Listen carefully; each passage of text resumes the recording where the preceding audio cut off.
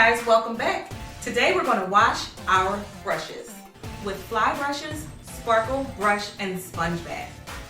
My question to you is, when's the last time you washed your brushes? So what I need you to do is pour yourself a glass of wine. At the sink with your dirty brush, you're going to grab your sparkle brush and sponge bath. Shake well. Depending on how dirty your brush is, you're going to use 1 to 3 pumps. I've been doing this so long I use my hands. There are other options available: scrubbing mat, glove, or mitts. Rinse well and your brush should be clean. By now, I know what you're thinking. Do I really have to wash all my brushes one by one?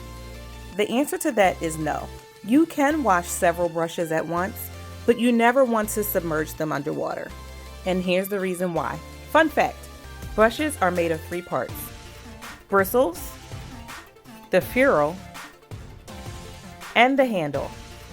And when submerging, all 3 parts can become loose, and now your brush is broken. One last thing, brush bathing or brush shampooing works best with products that are intended for brushes only. And yes, that includes your dish soap. Let them dry flat. Never dry them standing up. Again, that could separate the 3 parts of your brushes.